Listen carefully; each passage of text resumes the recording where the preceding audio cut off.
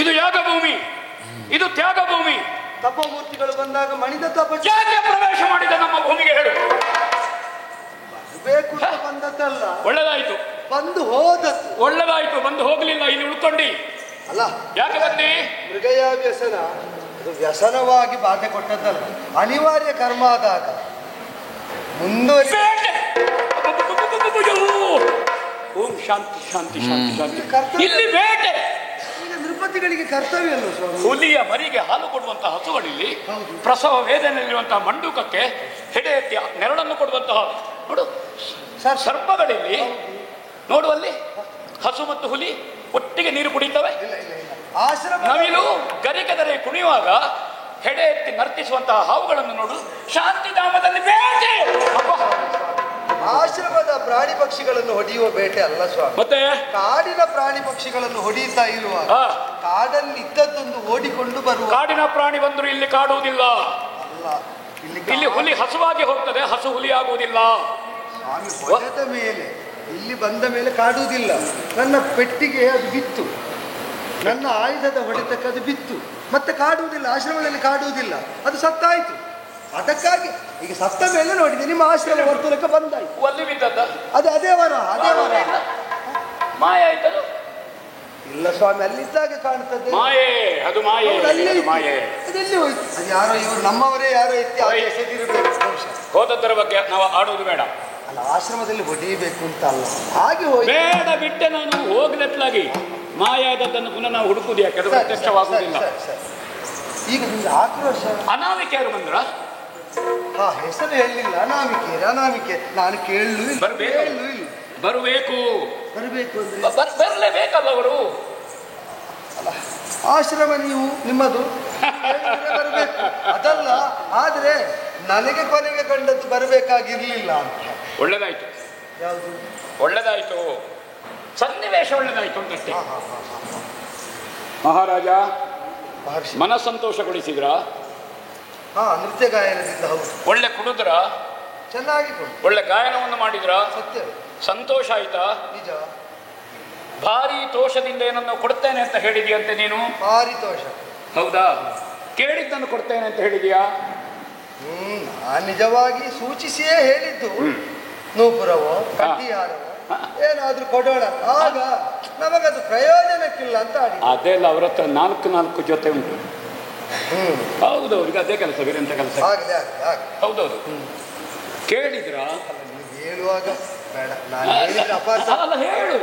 ಮಾಡಿಸಿಕೊಟ್ಟವರಾಗಿ ಮಾತಾಡ್ತೀರಿ. ಅಂದ್ರೆ ಪರಿಚಿತರು ಯಾರು ಅವರು? ವಿಶ್ವಾಮಿತ್ರ. ಆ ವಿಶ್ವದಲ್ಲಿ ನನಗೆ ಪರಿಚಯ ಇಲ್ಲದವರು ಯಾರ? ವಿಶ್ವದಲ್ಲಿರುವವರು ಎಲ್ಲರೂ ನನ್ನವರೇ ಅಲ್ವೇ? ಹೌದೌದು, ಅದು ಸರಿ. ಹೌದಾ? ಕೇಳಿದ್ದನ್ನು ಕೊಡ್ತೇನೆ ಅಂತ ಹೇಳೋದನ್ನು ಕೊಟ್ಟಿಯಾ? ಅವರು ಕೇಳಬಾರದನ್ನು ಕೇಳಿದ್ದರಿಂದ ಕೊಡ್ಲಿಲ್ಲ. ಕೇಳಬಾರದನ್ನು ಕೇಳಬಾರದು ಅಂತ ಹೇಳಿದೀಯಾ? ಮತ್ತೆ ಹೇಳಿದ್ದು. ಹೌದೌದು. ನೀ ಕೊಡ್ಲಿಲ್ಲಬಾರದು ಅಂತ ಹೇಳಿದೆ. ಬೇಡ ಬೇಡ ಬೇಡ, ಕೊಡುದು ಬೇಡ. ದಂಡಿಸಿದೀಯಾ? ಒಂದು ಹಂತದಲ್ಲಿ ಅನಿವಾರ್ಯ ಆಯ್ತು. ಹೌದಾ? ಹೌದು. ಅಬಲೆಯ ಹೆಣ್ಣು ಮಕ್ಕಳು. ಹೌದಾ? ಹೌದು. ಮುಳ್ಳಿನ ಮೇಲೆ ಪತ್ರ ಬೀಳಲಿ, ಪತ್ರದ ಮೇಲೆ ಮುಳ್ಳು ಬೀಳಲಿ, ಯಾವುದಕ್ಕೆ ಘಾಸಿಯಾಗುವುದು? ಎಲೆಗೆ.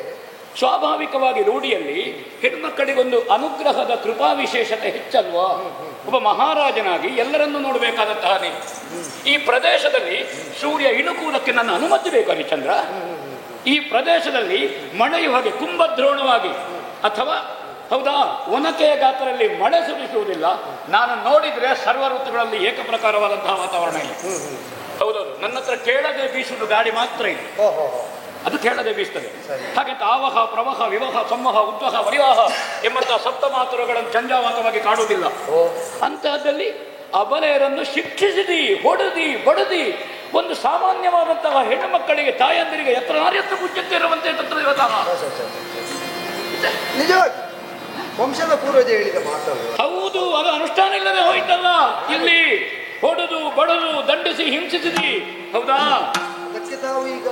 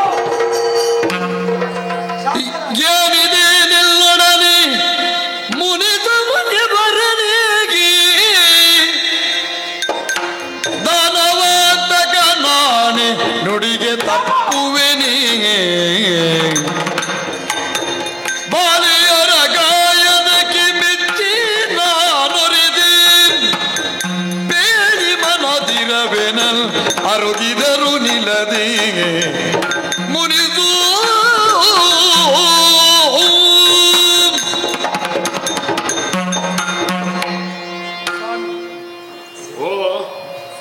ತಾವು ನನಗೆ ಶಾಪವನ್ನು ಕೊಟ್ಟು ಭಸ್ಮವಾಗಿಸಬಲ್ಲಿ ಕೊಡ್ಲಿಲ್ಲ, ಬಲ್ಲಿರಿ ಅಂತ ಗೊತ್ತಾಯ್ತು. ಅದು ತಮ್ಮ ಕಾರುಣ್ಯ. ಆ ಭಸ್ಮವನ್ನೇ ನೆತ್ತಿಗ ಒಟ್ಟಾಗಿಯೂ ಇರಿಸಿಕೊಳ್ಳಬಲ್ಲ. ಆದರೆ ಒಂದು ವೇಳೆ ನಿಮ್ಮಂಥವರ ಕೋಪಕ್ಕೆ ಭಸ್ಮ ಆದರೂ ಅದಕ್ಕೊಂದು ಕೃತಾರ್ಥತೆ ಉಂಟು, ತಡೆಯುವುದಕ್ಕೆ ನಾನೇ ಸರಬಲ್ಲ. ಹಾಗಾದ್ರೆ ಕೊಡುವುದಿಲ್ಲ. ಹಾಗೆ ಅಂತ ಅಸತ್ಯವಾಡಿದ ಅನೃತ ಭಾಷೆಯಾದ ದೋಷವನ್ನು ಇಲ್ಲ, ಅನೃತವಾಡಕೂಡದೆಂಬ ವ್ರತವನ್ನು ಅಂಗೀಕರಿಸಿದವರು. ಮಗ ರೋಹಿತಾಶ್ವ ಉದಿಸುವುದಕ್ಕಾಗಿ ವರುಣನಿಗೆ ಹೇಳಿಕೊಂಡಂತಹ ಹರಕೆಯೊಂದು ಕಾರಣವಾಗಿ ಯಾವಾಗ ಬದುಕಿನಲ್ಲಿ ಪರೀಕ್ಷೆ ಬಂತು, ಆ ಪರೀಕ್ಷೆ ಉತ್ತರಿಸಿದ ಮೇಲೆ ಸತ್ಯದ ಸ್ವರೂಪ ಏನು ಅಂತ ನನಗೆ ಸ್ಪಷ್ಟ ಆದ. ಅಂದಿನಿಂದ ಸಾಂಕಲ್ಪಿಕವಾಗಿ ಸ್ವೀಕರಿಸಿದ ಸತ್ಯವ್ರತ ಇಂದಿನ ತನಕ ನಾ ಬಿಟ್ಟದ್ದಿಲ್ಲ. ಈಗ ಬದುಕಿನಲ್ಲಿ ಹುಟ್ಟಿನಿಂದಲೇ ಯಾರು ವ್ರತಸ್ಥರಲ್ವಲ್ಲ. ವರುಣಯಾಗ ಕಡದ ಮೇಲೆ ಸಾಂಕಲ್ಪಿಕವಾಗಿ ಸ್ವೀಕರಿಸಿದ ವ್ರತ. ಯಾಕೆ ಅಂದ್ರೆ ಸತ್ಯದ ಮಹತ್ವ ಗೊತ್ತಾದ ಮೇಲಲ್ವೋ ಅದನ್ನು ಅನುಷ್ಠಾನದಲ್ಲಿ ಇಟ್ಟುಕೊಳ್ಬೇಕು. ಯಾಕೆ ಅಂತ ತಿಳಿಯುವುದು. ಸಾಕ್ಷಾತ್ಕಾರ ಆಗದೆ ಅನುಷ್ಠಾನಿಸುವುದರಲ್ಲಿ ಅರ್ಥ ಇಲ್ಲ. ಆ ಕಾರಣದಿಂದ ಸತ್ಯವ್ರತಿಯಾದ ನಾನು ಅನೃತವಾದಿ ಆಗುವುದಕ್ಕಿಲ್ಲ, ಅಸತ್ಯ ಭಾಷಣ ಮಾಡುವುದಕ್ಕಿಲ್ಲ. ಈ ಪ್ರಕರಣದಲ್ಲಿ ನನಗೆ ನಾನು ನಿವೇದಿಸಿದ್ರೆ ಕೇಳುವ ಔದಾರ್ಯ ಉಂಟು? ಅದುಂಟು. ರಸಪುಷ್ಟವಾದಂತಹ ಗಾಯನಕ್ಕೋ ನರ್ತನಕ್ಕೋ ಮನಸೋತು ಪಾರಿತೋಷಕ ಕೊಡ್ತೇನೆ ಅಂತ ಸರಿ ತಮಗೆ ಗೊತ್ತು. ಈಗ ಪಾರಿತೋಷಕವಾಗಿ ವಸ್ತುವನ್ನು ತ್ಯಾಗ ಮಾಡುವುದು ಬೇರೆ, ದಾನ ಮಾಡುವುದು ಬೇರೆ. ಇಲ್ಲಿ ಬೇಕಾದದ್ದನ್ನು ನಾನು ಬಿಟ್ಟು ಕೊಡ್ತೇನೆ, ಇಷ್ಟೇ ಇರುವುದು ಅದಕ್ಕೆ ವ್ಯಾಪ್ತಿ. ಕಂಠಿಹಾರವ ನೂಪುರವತ್ತು ಹೇಳಿದ್ದ ಅದಕ್ಕೆ ನಾನು. ಆದರೆ ಮುತ್ತಿನ ಛತ್ರ ಕೇಳಿ, ಇದು ಬೇಕಾದದ್ದು ಅವರಿಗೆ ಬೇಕಾದದ್ದು. ಸ್ವಾಮಿ, ನನಗೆ ಬೇಕಾದಾಗಲಾದರೂ ಬೇಕಾದಲ್ಲೆಲ್ಲ ಬೇಕಾದದ್ದಕ್ಕೆಲ್ಲ ಬಳಸುವುದಕ್ಕಾಗ್ತದೆ. ಅದು ಒಂದು ಕಾಲದಲ್ಲಿ ತಾವು ಕ್ಷತ್ರಿಯರೇ ಅಲ್ವೋ? ಹೌದು. ತಂದೆಯಾಗಿ, ತಾಯಿಯಾಗಿ, ಮಡದಿಯಾಗಿ, ದೈವವಾಗಿ, ಸೇನಾ ಪರಿವಾರವಾಗಿ, ಸಾಂಕೇತಿಕವಾಗಿ ನನ್ನ ಜೊತೆಗಿರುವ ಛತ್ರ ಅಲ್ವೋ? ನೆರಳು ಕೊಡುವ ತಾಯಿ ಅಂದ್ರೆ ಅರಸನಿಗೆ, ಚಕ್ರವರ್ತಿಯಾದವನಿಗೆ ಶ್ವೇತ ಛತ್ರ. ವಾಂಶಿಕವಾಗಿ ಬರುವುದರಿಂದ ಅದು ಪೈತೃಕವಾಗಿ ನನಗೆ ಪಿತೃಸ್ಥಾನೀಯವಾದ ಅಲ್ವೋ? ಪ್ರತಿದಿನವೂ ಅದಕ್ಕೆ ಅಭಿವಂದಿಸಿ ನಾ ಕುಳ್ಳಿರುವುದರಿಂದ ನನಗದು ದೈವತ್ವವೂ ಹೌದು ಅಲ್ವೋ? ಮಾತ್ರ ಅಲ್ಲ, ಸಾಮ್ರಾಜ್ಯಕ್ಕೆ ಅದರಿಂದಾಗಿ ನಾ ಪತಿಯಾಗುತ್ತೇನಾದ್ದರಿಂದ ಅದು ನನಗೆ ಮಡದಿಯೂ ಹೌದು. ಅದರಡಿಯಲ್ಲಿದ್ದು ನಾ ಮಾಡಿದಂತಹ ಆಜ್ಞೆಯಿಂದ ಚತುರಂಗ ಬಲಗಳು ಪ್ರವೃತ್ತವಾಗುವುದರಿಂದ ಒಬ್ಬಾತ ಚಕ್ರವರ್ತಿಯ ಸೇನಾ ನಿವಹ ಅಂದ್ರೆ ಶ್ವೇತಛತ್ರವೇ. ಒಬ್ಬಾಕಿ ಹೆಣ್ಣಿಗೆ ಕೇಳುವುದಕ್ಕೆ ಅರ್ಹತೆ ಉಂಟು ಸ್ವಾಮಿ. ಇಷ್ಟನ್ನು ಯಾವ ಹೆಣ್ಣೆ ಆಕೆ? ಶಾಸ್ತ್ರಬದ್ಧವಾದದ್ದು, ಶ್ರುತಿಬದ್ಧವಾದದ್ದು, ಸಂವಿಧಾನಬದ್ಧವಾದದ್ದನ್ನು ನಾ ಆಕ್ಷೇಪಿಸುವುದಿಲ್ಲ. ದೊಡ್ಡವರು ನೀವು ಅದಕ್ಕೆ. ಅದು ನಾನು ನನ್ನ ತಪಸ್ಸಿಗೆ ಮಾಡುವ ಅಪಚಾರ. ಹಾಗಾದ್ರೆ ಪರಿಷ್ಕರಿಸಿ ಕೇಳೋ ಅಂತ ಕೇಳಿ. ಕೇಳು ಅಂದ್ರೆ ನನಗೆ ಸತಿಯಾಗುತ್ತೇನೆ ಅಂತ ಸರಿ ಉಂಟಲ್ಲ? ಯಾವುದು ಸರಿ ಉಂಟು ಸ್ವಾಮಿ? ಹೌದೌದು. ಸೂರ್ಯವಂಶದವರಿಗೆ ಚಾಂಡಾಲ ಕನ್ಯೆ ಒಬ್ಬ ವರ್ಣದಿಂದ ಮಾತ್ರ ಅಲ್ಲ ಪ್ರವೃತ್ತಿಯಿಂದಲೂ ಹೌದು ಅಂತ ನಿರೂಪಿಸಿದ ಮೇಲೆ ಯಾವ ವಿಧಾನದಿಂದಲೂ ನನಗೆ ಸರಿ ಹೊಂದದವಳು ನೀನು. ಕಪಿಲೆ ಹಸುವಿನ ಹಾಲು ಒಳ್ಳೆದು ದೇವರಿಗೆ. ಸರಿ, ಬಣ್ಣದಿಂದ ಅಳೆಯುವುದಾ? ಆಗಲಿ. ಆದರೆ ಒಂದುಂಟು, ಕಪಿಲೆ ಹಸುವಿನದ್ದೇ ಆಗಬೇಕು. ಹೌದು. ಶುನಕಾದ ಇಲ್ಲ, ಅದಕ್ಕಿಂತ ಹೆಚ್ಚು ಹೇಳು. ಅರ್ಥ ಆಯ್ತು, ಹೆಚ್ಚು ಬೇಡ, ಅಷ್ಟು ಸಾಕು. ಸರಿ ಸರಿ. ಬಣ್ಣ ಕಪ್ಪು, ಹೌದು. ಮಾವಿನ ಮರ ಚಿಗುದಿರಿದ್ರೆ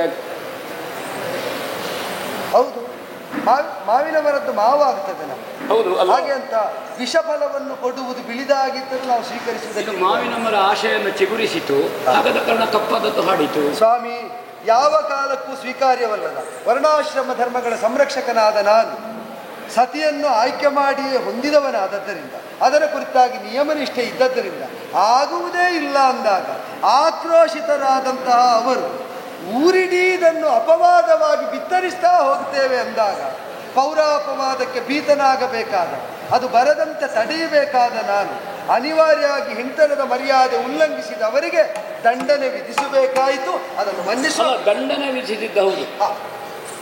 ಹೌದಾ? ಬಣ್ಣದಿಂದ ಆಕ್ಷೇಪಿಸಿದೆ ಹರಿಶ್ಚಂದ್ರ ನೀನು. ಈಗ ಚಾಂಡಾಲ ಕನ್ಯೆ ಏನು ಅಂತ ಅಲ್ಲೂ ಅವರಿಗೆ ಹೊಡೆದದ್ದು ನೋವು ನನಗಾಗಿದೆ. ಅದ್ಯಾಕೆ ಸ್ವಾಮಿ? ಚಾಂಡಾಲ ಕನ್ಯೆಯರು ಹೌದು,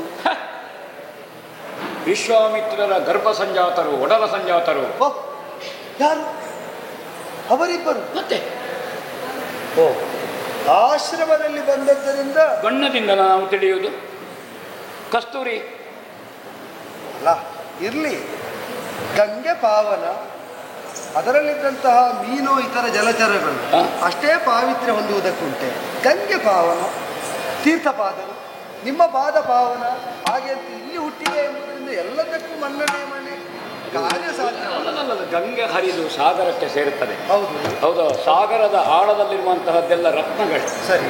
ಹೌದಾ? ಸರಿ. ಕೆಲವರಿಗೆ ಜೀವನ ನಿರ್ವಹಣೆ, ಕೆಲವರಿಗೆ ವ್ಯವಹಾರಕ್ಕೆ, ಕೆಲವರಿಗೆ ವ್ಯಾಪಾರಕ್ಕೆ ಅವರು ಹೇಗೆ ಬಳಸ್ತಾರೆ ಅಂತ. ಕೆಲವೊಮ್ಮೆ ಹುಡುಕುವಾಗ ಕೈ ತಾಗುವುದು ಚಿಪ್ಪುಗಳು ಆಗುತ್ತದೆ, ಎಸಿಬೇಡ. ಹೌದಾ? ಅದರಲ್ಲಿ ಸ್ವಲ್ಪ ದೊಡ್ಡದು ಸಿಗಿದಿದ್ರೆ, ಒಂದು ರಂಧ್ರ ಇದ್ರೆ ಅದರಿಂದಲೇ ಓಂಕಾರ ಹೊರಡುವುದಲ್ವಾ? ಅದೀತು. ಊದುವುದಕ್ಕಾಗುವಂತಿದ್ದರೆ ಊದಬಹುದಾಗಿತ್ತು. ಇದು ಒಡೆದೆಸೆಯಬೇಕಾದದ್ದು ಅಂತ ಕಂಡದ್ದರಿಂದ ಬಡಿದಟ್ಟಿತ್ತು. ನೀನು ಊದಿ ನೋಡಬಹುದಿತ್ತು, ಆಗ ಸುಸ್ವರ ಬರ್ತಿತ್ತು. ರಾಜಾಣ ಆಕಾರದಲ್ಲಾದರೂ ರಾಜಾಣ ಬಹುವಲ್ಲಭ ಅಲ್ವ ಹರಿಶ್ಚಂದ್ರ? ಹೌದು, ವಲ್ಲಭರಾಗಬಹುದು ಅನೇಕ ಮಂದಿಗೆ. ಆದರೆ ಪತಿವ್ರತ, ಏಕಪತಿ ವ್ರತ ಅಂತ ಇದ್ದವನಿಗೆ ಈಗ ಬಹುವಲ್ಲಭ ಇರಬೇಕು ಅಂತಿಲ್ಲ. ಬಹುಮಂದಿಗೆ ತಾನು ವಲ್ಲಭನಾಗಬೇಕು ಅಂತಲೂ ಅಲ್ಲ. ಒಂದು ಮಾತ್ರ ಅಲ್ಲ, ಏನಿದ್ದರೂ ಕೂಡ ಹೀನ ಸಂಸ್ಕಾರವನ್ನು ಹೊಂದಿದಂತಹ ಅವರನ್ನು ಚಾಂಡಾಲ ಕನ್ಯೆಯರಾದದ್ದರಿಂದ ಪರಿಗ್ರಹ ಮಾಡುವುದು ವಂಶಕ್ಕೂ ಶೋಭೆಯಲ್ಲ, ವ್ಯಕ್ತಿಯಾದ ನಾನು ಹೇಳ್ತೇನೆ ಪರಿಗ್ರಹ ಮಾಡತಕ್ಕದ್ದು. ನಾ ಹೇಳು ಆಗುವುದಿಲ್ಲ. ನಾನು ಅವರಿಗೆ ಪಂಚಗವ್ಯ ಕೊಡ್ತೇನೆ, ಸ್ನಾನ ಮಾಡಿಸು. ಸ್ವಾಮಿ, ನೀವು ಮಾಡಿದ ಯಾವುದನ್ನಾದ್ರೂ ನಾವು ಒಡ್ಡಿಕೊಳ್ತೇನೆ ಹಾಗೆ ಅಂತ ಅನುಚಿತವಾದದ್ದನ್ನು ಮಾಡಿ ಹುಟ್ಟಿದ ವಂಶದ ಹಿನ್ನೆಲೆಯನ್ನು ಭ್ರಷ್ಟವಾಗಿಸಿ ವ್ಯಕ್ತಿತ್ವವನ್ನು ಕಳಂಕಿತವಾಗಿಸುವುದಕ್ಕೆ ಹರಿಶ್ಚಂದ್ರನನ್ನು ನಿರ್ಬಂಧಿಸಬಾರದು ಅಂತ ನಾನು ಯಾಚಿಸ್ತೇನೆ. ನಾ ಬೇಡ್ತೇನೆ, ಮಾಡಬೇಕು ಅಂತ ನಾ ಹೇಳುವುದು. ನೀವೇ ಹೇಳುವುದಾದ್ರೆ ನೀವು ಹೇಳುವುದನ್ನು ಕೇಳುವುದಿಲ್ಲ ಅಂತ ಉದ್ದಕ್ಕೆ ನಾನು ಹೇಳಿದ ಮೇಲೆ ಇನ್ನು ಧಾರ್ಮಿಕ ವಿಮರ್ಶೆ ಮಾಡಲಿಕ್ಕಿಲ್ಲ. ನಾನು ವಿಮರ್ಶನೆ ಮಾಡಿ ಸ್ವಾಮಿ, ನೀವು ಕೇಳಿದ ರಾಜ್ಯವಾದರೂ ಕೊಡಬಹುದು, ಅವರನ್ನು ಮದುವೆ ಆಗಿ ಅಂದ್ರೆ ಎಂತ? ಹೌದು, ಈಗ ಎಲ್ಲಕ್ಕೂ ಅರ್ಹರಾದಂತ ನೀವು ಕೇಳಿದರೆ ರಾಜ್ಯವನ್ನಾದ್ರೂ, ಕೋಶವನ್ನಾದರೂ, ಧನವನ್ನಾದ್ರೂ, ಕನಕ ಎಲ್ಲ ಬಿಡಬಹುದು. ಅವರನ್ನು ಕೊಡು ಕೊಡು ನೀನೆಂದುದನು, ಕೊಡು ಕೊಡು ಅದನೇ ನೀನೆಂದುದನ್ನು ವ್ಯತ್ಯಸ್ಯವಾಗಿ ಬಿಡುವುದಾದರೆ ಸರ್ವಸ್ವವನು ತಡವತಕಿ ಮೌನವಾಗಿಡಿಯದರಲ್ಲಿ ಕೊಡವಿಪಾಗ ನುಡಿದ. ಕೊಡು ಕೊಡು ಕೊಡು. ಹೇಳಿದೆಯಲ್ಲ ನೀನು, ರಾಜ್ಯವನ್ನಾದರೂ ಕೊಟ್ಟೇನು, ಅದೇವ ವಾಡಿಕೆಯವನ್ನೇ ಕೊಡು. ಸರ್ ಕೊಡು. ವಾಡಿಕೆ ಒಂದು ಮಾತೇ ಹೇಳಿದ್ದಲ್ವ. ಈಗ ಯಾರಿಗೆ ಅರ್ಹರಿದ್ದವರಿಗೆ ಯಾವುದನ್ನಾದರೂ ಬಿಡಬಹುದು, ಅನರ್ಹರಿಗೆ ಏನನ್ನೂ ಕೊಡುವುದಕ್ಕಾಗುವುದಿಲ್ಲ ಎಂಬುದಕ್ಕೆ ನಿಮಗೆ ಅರ್ಹತೆ ಉಂಟು, ಅವರ ಅನರ್ಹರು ಅಂತ ಹೇಳುವುದಕ್ಕೆ ವಾಡಿಕೆ ಒಂದು ಹೇಳಿದ್ರೆ ಕೇಳಿಯೇ ಬಿಡುದ. ಅನೇಕ ವಾಡಿಕೆ ಅಲ್ವೋ. ಅಲ್ಲ, ಸಂಪ್ರದಾಯ ಇದ್ದರೆ ಸರಿ. ಹಾಗೆಂತ ಈ ವಾಡಿಕೆಯಲ್ಲಿ ಮಾತಿನಿಂದ ಕೆಲವೊಮ್ಮೆ ನಿಂದಿಸ್ತೇವೆ, ಅದು ನಿಂದೆಗಾಗಿ ಅಲ್ಲ, ಸ್ತುತಿ ಮಾಡುವುದರ ಸ್ತುತಿ ಯೋಗ್ಯತೆ. ಆದ್ದರಿಂದ ಎಲ್ಲದಕ್ಕೂ ಯಥಾರ್ಥವಾಗಿ ಹಾಗೆ ಅರ್ಥ ಉಂಟು ಸ್ವಾಮಿ. ನೀವೆಲ್ಲ ಇದ್ದದ್ದನ್ನು ಬೇಡ ರಾಜ್ಯವನ್ನಾದರೂ ಕೊಟ್ಟೇನು ಹೇಳುದು ಅಲ್ಲ, ಬೇಡ ಅಂತ ನಾ ಬಿಟ್ಟಿದ್ದೇನೆ. ನಾ ಬಿಟ್ಟಿದ್ದೇನೆ, ನನಗೆ ಬೇಕಾಗಿ ಅಲ್ಲ. ನೀ ಹೇಳಿದ್ದಲ್ಲ ಕೊಟ್ಟೇನು ಅಂತ ಹೇಳಿದ್ದೌದು. ನೀನು ಹೇಳಿದ್ದ ಹೌದನ್ನು ಹೌದು ಮಾಡಬೇಡುವ, ಅದನ್ನು ಅಲ್ಲ ಮಾಡುವುದಾ? ಹೇಳಿದೆಯಲ್ಲ ನೀನು. ಈಗ ನಾನೊಂದು ಆಡಿದ ಮೇಲೆ ಮತ್ತೆ ಆಡಿದ್ದವುದಲ್ಲ, ಅದೇ ನಾಲಿಗೆಯಲ್ಲಿ ಮಾತೆ ಮಾತು ಮಾತೆ. ಮುತ್ತು ಬಿದ್ದರೆ ಎತ್ತಬಹುದು, ಮಾತು ಬಿದ್ದರೆ ಅದದು ಚಂದ್ರ. ಅದಾಗಿ ಹೇಳಿದ್ದವುದಲ್ಲ. ಇಲ್ಲ, ನಾ ಕೇಳ್ತಿರ್ಲಿಲ್ಲ, ನನಗೆ ಇದ್ದದ್ದನ್ನು ಬಿಟ್ಟು ಬಂದಿದ್ದೇನೆ ನಾನು. ನೀ ಹೇಳಿದೆಲ್ಲ ಕೊಟ್ಟೇನು, ಕೊಡು. ಹೇಳಿದ್ದನ್ನು ಕೊಟ್ಟೇನು ಅಂತಾಗಾದ್ರೆ ಪರೀಕ್ಷಿಸುವುದಕ್ಕಲ್ಲ, ಕೊಡು ಅಂತ ಹೇಳಿದ್ರೆ ಕೊಡ್ತಾನು ನೋಡುವ ಅಂತ ಕೇಳಿದ್ದಲ್ಲ, ಬೇಕು ಅಂತಲೇ ಕೇಳಿದ್ದ. ನಿನಗೆ ಬೇಡ ಅಂತ ಕೇಳಿದ್ದು, ನನಗೆ ಬೇಕು. ನಿನಗೆ ಬೇಡದ ಕಾರಣ ನನಗೆ ಬೇಕು ಸ್ವಾಮಿ. ಇಲ್ಲದಿದ್ರೆ ಒಂದೇ ಮುಗಿಸುವ. ನಾನು ಮಾತಿಗೊಂದು ಹೇಳಿದ್ದು, ಅದು ಯಥಾರ್ಥ ಅಲ್ಲ. ಯಥಾರ್ಥವಲ್ಲದನ್ನು ಆಡುವುದಕ್ಕಿಲ್ಲ, ಯೋಚಿಸದೆ ಆಡುವುದಿಲ್ಲ, ಆಡಿದ ಮೇಲೆ ಆಡಿದರ ಬಗ್ಗೆ ಯೋಚಿಸುವುದಿಲ್ಲ. ಕೊಟ್ಟಿದ್ದೇನೆ ಅಂದದ್ದು ಕೊಟ್ಟದ್ದೇ. ನಿಮಗೆ ಬೇಕು ಅಂತಾದರೆ ಸಮಸ್ತ ಸಾಮ್ರಾಜ್ಯವನ್ನು ವಿಶ್ವಾಮಿತ್ರರ ಪದತಲದಲ್ಲಿ ಇಟ್ಟೆ ಬಿಟ್ಟೆ. ಹಾಗೆ ಹೇಳಿದ್ರೆ ಸಾಕಾಗುವುದಿಲ್ಲ. ಈಗ ಮಾತಿನಿಂದ ಹೇಳಿದ್ದನ್ನು ಬಿಡುವಂದ್ರೆ ಮತ್ತೆ ಮಾತು ಅದು ಕಾಯೇನ ವಾಚ ಮನಸ್ಸು. ಕಾಯಿಕವಾದದ್ದನ್ನು ವ್ಯವಹಾರದಲ್ಲಿ ಮತ್ತೆ ಮನಸ್ಸಿಗೆ ಹೇಳಬೇಕಾದ್ದು, ಹೌದಾ? ಮತ್ತೆ ಅನುಷ್ಠಾನಕ್ಕೆ ಬರಬೇಕಾದ್ದು. ಆದರೆ ಸಮಸ್ತ ರಾಜ್ಯ ಯೋಚನೆ ಮಾಡಬೇಕಾದ್ದು ನಾನೆಲ್ಲಿ, ನೀನು ಪ್ರಜಾನುರಾಗಿ. ನೀ ಕೊಟ್ಟರೆ ಈ ಪ್ರಜೆಗಳು ನಿನ್ನನ್ನು ಕಂಡುಕೊಳ್ಳುವಂತೆ ಕಂಡುಕೊಳ್ಳಬೇಕು. ಒಂದು, ಸಪತ್ನೀಕನಾಗಿದ್ದಿ, ವಾಂಶಿಕವಾದ ಹಿನ್ನೆಲೆ, ಹೌದಾ? ಹೌದು. ನಿನ್ನ ಚಿರಂಜೀವಿ ಇದ್ದಾನೆ, ಹಕ್ಕುದಾರ. ಆ ಕಾರಣದಿಂದ ಜ್ಯೇಷ್ಠ ಅನುಸರಣೆ ಇದೆ, ಸಪತ್ನೀಕ, ಹೌದಾ? ಪಾರ್ವತಿ ಪರಮೇಶ್ವರರಂತೆ. ಅದಕ್ಕಾಗಿ ಅವರೆಲ್ಲ ಇದ್ದುಕೊಂಡು ಅವರ ಅನುಮತಿಯಂತೆ ಕೊಡದೇ ಇದ್ದರೆ, ನಾನಿಲ್ಲಿ ಕುಳಿತುಕೊಳ್ಳುವಾಗ ದಂಗೆ ಇದ್ದರೆ ಸತ್ಯಾಗ್ರಹ ಮಾಡಿದರೆ ಸ್ವಾಮಿ. ಛಾಯೆಯಂತೆ ಅನುಸರಿಸುವವಳು ಬೇಕೆನಿಸಿದಾಗ ಕಾಯವು ಛಾಯೆಯು ಒಂದಾಗಿ ನಿಲ್ಲುವಂತಹ ಕೌತುಕವನ್ನು ಲೋಕಕ್ಕೆ ತೋರಿಕೊಡಬಲ್ಲಳು. ಅಂಥವಳು ಸತಿಯಾಗಿ ಸಿಕ್ಕಿದ್ದರಿಂದಲೇ ಅಪಾತ್ರರು ಕೇಳಿದಾಗ ಬಡಿದಟ್ಟಬೇಕಾಗಿ ಬರುವುದು. ಆದ್ದರಿಂದ ಶಂಕೆ ಬೇಡ. ಪುತ್ರ ನನ್ನ ಪ್ರಾಣಕ್ಕೆ ರೂಪ ಬಂದರೆ ಲೋಹಿತಾಶ್ವನ ಸ್ವರೂಪ ಸಿದ್ಧವಾದ ಆತ್ಮವೈಪುತ್ರನಾಮ. ಆದ್ದರಿಂದಲೇ ಅವರು ವಿಮತರಾಗುವ ಭೀತಿ ಬೇಡ. ಸಮ್ಮತಿಯನ್ನು ನಿಮಗೆ ನಿಮ್ಮೆದುರಿನಲ್ಲಿ ಪ್ರಕಟಿಸಿಯೇ ಒಪ್ಪಿಸಿಕೊಡೋಣವಂತೆ. ಅದಕ್ಕೆ ಹೌದಾ? ಹಾಗಾದ್ರೆ ಔಪಚಾರಿಕವಾಗಿ ಮಾತ್ರ ಅಲ್ಲ, ವಿಧಿಯುಕ್ತವಾಗಿ ನಿಮಗದು ಬೇಕು ಅಂತಿದ್ದರೆ ಸನ್ನಿಧಾನ ಒಮ್ಮೆ ರಾಜ್ಯಕ್ಕೆ ನಿರ್ಧರಿಸುವ ಕೃಪೆ ಮಾಡಬೇಕು. ಆಡಿದ ಮಾತನ್ನು ಕಾರ್ಯದಲ್ಲಿ ಸಾಧಿಸಿ ತೋರಿಸ್ತೇವೆ. ಒಳ್ಳೆಯ ಈಗ ಬನ್ನಿ.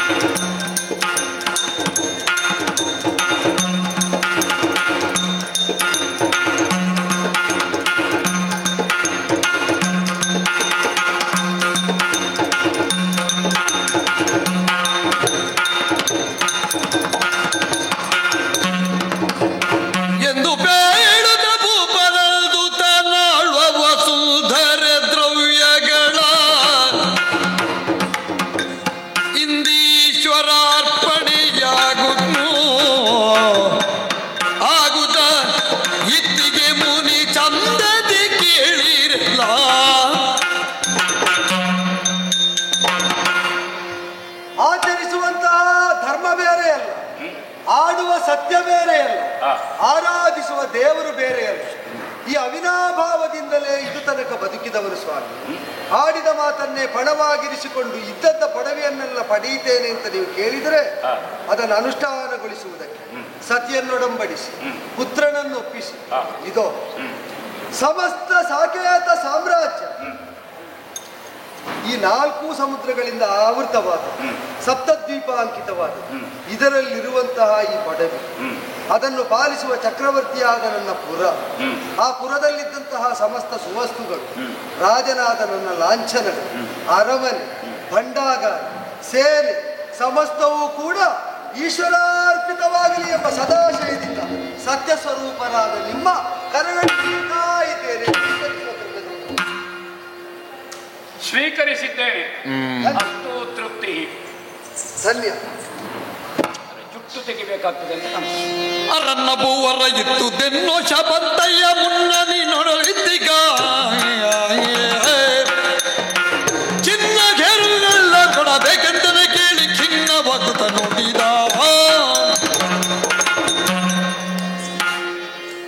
ಹರಿಶ್ಚಂದ್ರ ಸ್ವಾಮಿ, ಮರೆವು ಆರಂಭ ಆಗಲಿಲ್ಲ.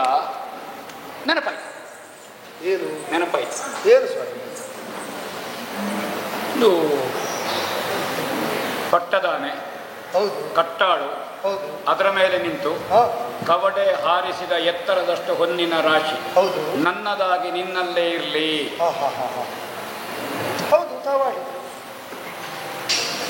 ಸಪ್ತದ್ವೀಪದಿಂದ ಪರಿವೇಷ್ಟಿತವಾದಂತಹ ಭೂವಲಯ ಅದನ್ನು ಕೊಟ್ಟಿದ್ದೇನೆ. ಒಂದು ಬರ್ಲಿಲ್ವೋ ಅಂತ. ಇನ್ನು ಬರುವುದಂದ್ರೆ ನೀವು ತಕೊಂಡ್ರೆ ಆಯ್ತು. ತೆಕ್ಕೊಳ್ಳಿಕ್ಕೆ ಅದೀಗ ಎಲ್ಲ ಅಂತ ಬಂತಲ್ಲ. ಎಲ್ಲ ಅಂದ್ರೆ ನನ್ನದನ್ನು ಮಾತ್ರ ನಾನು ಕೊಟ್ಟದ್ದಲ್ವ? ಹೌದು, ನನ್ನದಲ್ಲದನ್ನು ನಾ ಕೊಡ್ಲಿಕ್ಕೆ ಆಗುವುದಿಲ್ಲ. ಮತ್ತೆ ನೀವು ನಿಮ್ಮ ಹತ್ರವೇ ಉಂಟು. ನನ್ನ ಹತ್ರ ಅಲ್ಲ ಸ್ವಾಮಿ, ನನ್ನ ರಕ್ಷಣೆಯಲ್ಲಿ. ಹೌದು, ಈಗ ರಕ್ಷಣೆಯ ಹೊಣೆಯನ್ನು ನಿಮಗೆ ಹೊರಿಸಿದ ಮೇಲೆ ದ್ರವ್ಯ ಮೊದಲೇ ನಿಮ್ಮದು, ರಕ್ಷಣೆಯ ಹೊಣೆಯು ನಿಮ್ಮದು ಅಂತಲೇ ಆಗುತ್ತಲ್ವ? ಆದ್ರೆ ಇದರಲ್ಲಿ ಬಂತು ಅಂತ ಒಂದು ವಾಕ್ಯ ಬರಲಿಲ್ಲ. ಅಲ್ಲ, ಇದು ಬರ್ಲಿಕ್ಕೆ ಸ್ವಾಮಿ ಅದರ ಕರ್ತೃತ್ವವೇ ನನಗಿಲ್ಲದಿರುವಾಗ ನಾ ಹೇಗೆ ಹೇಳಿ? ಅದು ನನ್ನದಾಗಿ ನಿನ್ನಲ್ಲಿ ಉಂಟು. ಸರಿ, ಈಗ ಸಮಸ್ತ ಅಂತ ಹೇಳುವಾಗ ಅದು ಈ ಆವರಣದ ಒಳಗೆ ಉಂಟು. ನಿಮ್ಮದಾಗಿ ನನ್ನಲ್ಲಿರುವುದು ಹೇಗೆ? ನಾ ರಕ್ಷಕನಾಗಿರುವುದರಿಂದ ಆ ರಕ್ಷಣೆಯ ಹೊಣೆಯನ್ನು ಬಿಟ್ಟಲ್ಲಿಗೆ ದ್ರವ್ಯ ಮೊದಲೇ ನಿಮ್ಮದು, ರಕ್ಷಣೆಯು ನಿಮ್ಮದು ಅಂತ ಅನುಭವಕ್ಕೆ ಬರಲಿಲ್ಲ. ಹಾಗಾದ ಕಾರಣ ಅದು ನನಗೆ ಬಾರದೆ ಅನುಭವಕ್ಕೆ ಬರುವುದಿಲ್ಲ. ಸ್ವಾಮಿ, ಈಗ ಬಾರದೆ ಅಂದರೆ ನೀವೇ ಯೋಚನೆ ಮಾಡಿ. ಈಗ ಅದನ್ನು ಮರಳಿ ನಾನೀಗ ನಿಮಗೆ ಕೊಡ್ತೇನೆ ಅಂತ ಅಂದಿದ್ದೆ. ಈಗ ದತ್ತಾಪಾರದ ದೋಷ ಬರುವುದಿಲ್ಲ.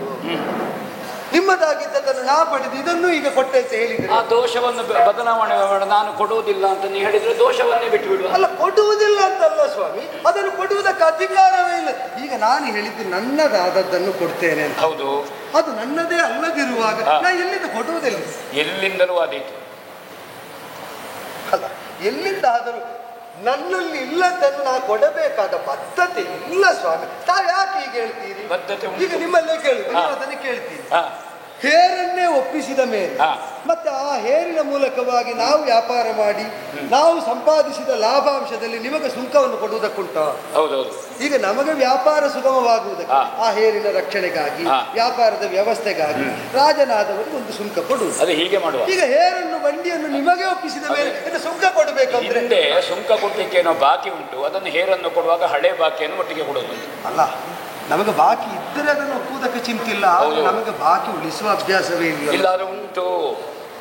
ನಾ ಹೇಳುದು, ವಿಶ್ವಾಮಿತ್ರ ಹೇಳುದು, ನಾವು ಹೇಳಿದ್ರು ನಾನು ನನ್ನದಲ್ಲದಲ್ಲಿ ಹೇಗೆ ಕೊಡುವುದು ಸ್ವಾಮಿ? ಹೇಗೂ ಆದೀತು. ನೀನು ಕೊಡುವುದಿಲ್ಲ ಅಂತ ಹೇಳಿದ್ರೆ ನಾನು ಕೇಳೋದೇ ಇಲ್ಲ. ಈಗ ಒಂದೇ ನನ್ನದು ದ್ರವ್ಯ ಇಲ್ಲ ನನಗೆ. ಈಗ ನೀವು ಹೀಗೆ ಹೇಳಿದರೆ ಕೊಡಬೇಕಾಗಿ ಬರುವುದು ಒಂದೇ ವಿಷಯಕ್ಕೆ. ನೀವು ಕೇಳಿದಾಗ ಕೊಡ್ತೇನೆ ಅಂತ ನಾನು ಅಡಿಯಾಗಿ, ಈಗ ಕೇಳಿದಾಗ ನಾನು ಕೊಡಬೇಕು. ಆ ಮಾತೊಂದು ದ್ರವ್ಯ ನಾವು ಉಪಯೋಗಿಸ್ತೇವೆ, ಅದು ನಿಮ್ಮದಾಗಿಯೇ ರಾಜ್ಯದಲ್ಲಿರುವುದು.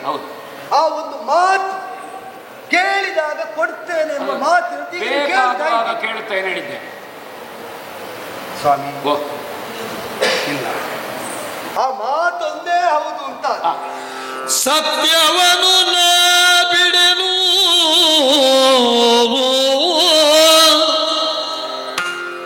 ಸತ್ಯವನು ನಾ ಬಿಡೆ ಬಿಡೆನು ಕನಕವನ್ನಿತ್ತುದೆಲ್ಲೊಳು ನಿಜದ ಮಾತು ಮಹೋತ್ತಮನೆ ಕೊಡು ಎನಗೆ 47 ದಿನದವಧಿ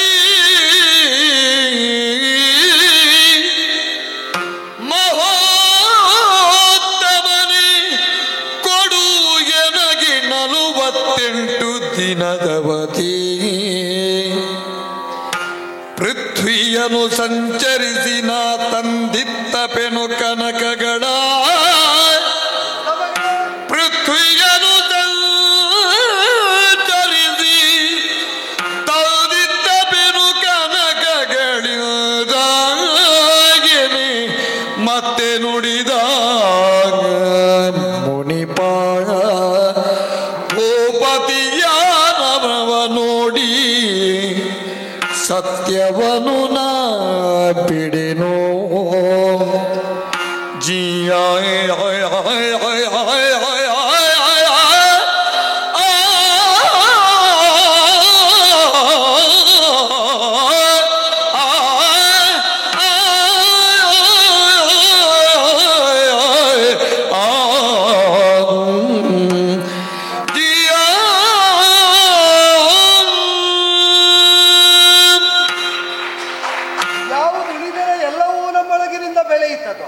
ಅದನ್ನು ಬಿಡಲರಿದು, ಸತ್ಯವನ್ನು ಬಿಡಲರಿದು.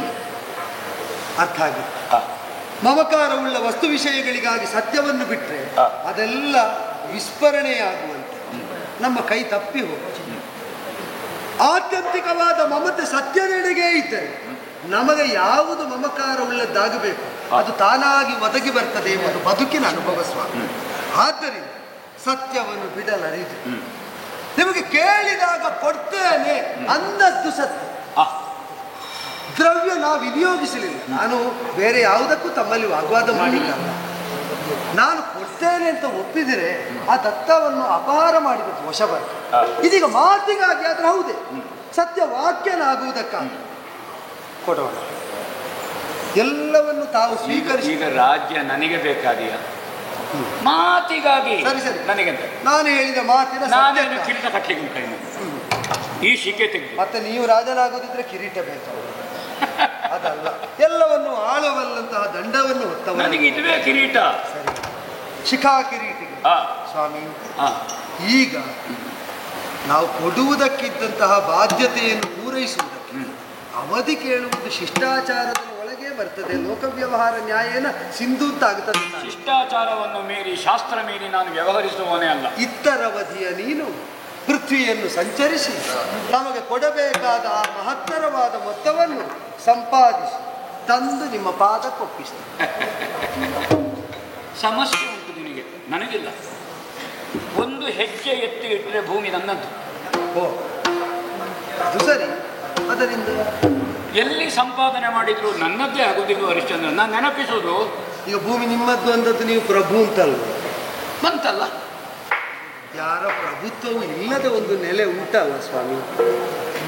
ಕಾಶಿ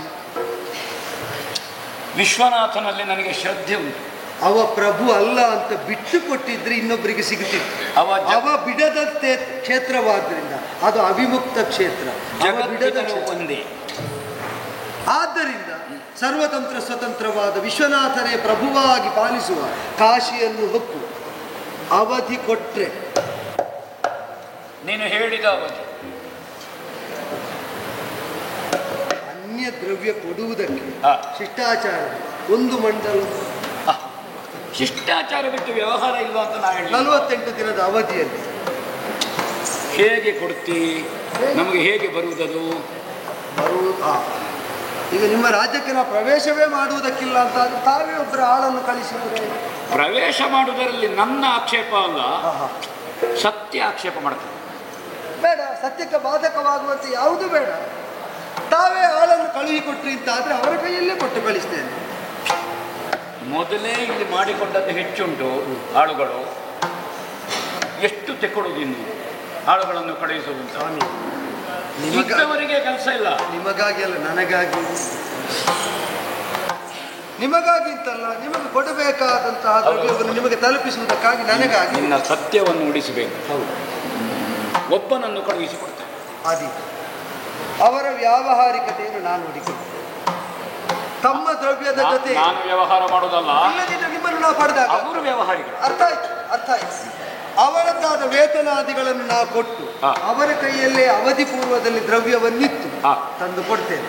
ಸ್ವಾಮಿ, ನನಗೆ ಹೋದದ್ದೇನು ಅಂತ ಅಲ್ಲ, ನನ್ನಲ್ಲಿ ಇದು ತನಕ ಸತ್ಯ ಉಳಿದಿದೆ, ಅದು ಉಳಿಯಬೇಕು ಅಂತ ಇಷ್ಟು ಕಾಳಜಿ ವಹಿಸಿ ಸಹಕಾರಿಗಳಾದ ನಿಮಗೆ ನಾ ಭಕ್ತಿಯಿಂದ ಗೌರವದಿಂದ ವಂದಿಸ್ತೇನೆ ಸ್ವಾಮಿ. ಈ ಸತ್ಯವ್ರತ ಉಳಿಯುವಂತ ಇನ್ನೂ ನಿನಗೆ ನನ್ನಲ್ಲಿ ಭಕ್ತಿ ಉಂಟಲ್ವಾ? ನನಗ ಆಶಯವು ಅದುವೆ ಹರಿಶ್ಚಂದ್ರ. ಸತ್ಯ ಉಳಿ ಮಾತ್ರ ಅಲ್ಲ, ನೀನಿದ್ದ ಕ್ಷೇತ್ರದಲ್ಲಿ ಸತ್ಯದ ಸಾಕ್ಷಾತ್ಕಾರ ಆಗಬೇಕು ನನಗ ಆಶಯ ಉಂಟು. ರಾಜ್ಯ ತ್ಯಾಗವೇ ಅಲ್ಲ, ಸತ್ಯದ ಸಾಕ್ಷಾತ್ಕಾರಕ್ಕೆ ಒಂದು ಹಂತ. ನಾನು ನಿನ್ನ ಬೆಂಗಡೆಯಲ್ಲೇ ಇದ್ದೇನೆ. ಬಿಟ್ಟದ್ದೇನು ಅಂತ ನೋಡುವವರಿಗೆ ಈ ಪ್ರಕರಣ ರಾಜ್ಯ ತ್ಯಾಗ, ಹೊಂದಿದ್ದೇನು ಅಂತ ನೋಡುವವರಿಗೆ ಈ ಪ್ರಕರಣ ಸತ್ಯ ಸಾಧನೆ. ಮೇಲಿನವರು ಕೆಳಗೆ ಬಂದಾರೋ ಹೇಗೆ ಬಂದಾರೋ ಅಂತ ನಾ ಹೇಳುವುದಿಲ್ಲ ಸ್ವಾಮಿ. ಬರಿಸಿ ಏನು ನಿಮ್ಮ ಆಶೀರ್ವಾದ ಇದ್ರೆ ನಾನು ಮೇಲೆ ಕೆಳಗಾಗದೆ ಉಳಿದೇನೆ. ಕೆಳಗಿದ್ದ ನಾನು ಮೇಲಿನಿಂದ ಆಡಿಯೇನು, ಮೇಲಿನಿದ್ದವರು ಕೆಳಗಿಂದ ಬಂದರು. ನನ್ನ ಮೇಲು ಕೆಳಗೆಲ್ಲ ಸತ್ಯ ವ್ಯಾಪಿಸಿ ಸತ್ಯ ರಕ್ಷಣೆಯಲ್ಲಿ ನಾನು ಸುರಕ್ಷಿತವಾಗಿದ್ದೇನೆ. ಸತ್ಯವನ್ನು ಸಂರಕ್ಷಿಸಿ ಸತ್ಯದ ಸಾಕ್ಷಾತ್ಕಾರ ಆಯಿತು ಅಂತಾದರೆ ನಾನು ದೇವಸಭೆಯಿಂದ ಹೊರಟದ್ದು ಸಾರ್ಥಕ. ಸ್ವಾಮಿ, ಸುಮನಸ ಮನೋರಥವನ್ನು ಅರಿತು ನೀವು ಅಲ್ಲಿಂದ ಹೊರಟರು ಏನು ಅಂತ ನನಗೆ ಗೊತ್ತಿಲ್ಲ. ದೇವಸಭೆಯಿಂದ ಹೊರಟವು ಪ್ರಸ್ತಾವ ಮಾಡಿದ್ರಿಂದ ಹೇಳ್ತೇನೆ. ಸುಮನಸ ಪ್ರೀತಿಕರವಾಗುವ ವಿಧಾನದಲ್ಲಿ ಈ ಸತ್ಯ ಸಾಧನೆಯ ಅವಧಿಯನ್ನು ನಾವು ಉತ್ತರಿಸ್ತೇವೆ. ಈಗಲೂ ನನ್ನ ಋಷಿ ಧರ್ಮ ಹೇಳ್ತದೆ, ವಿಜಯೀ ಭವ.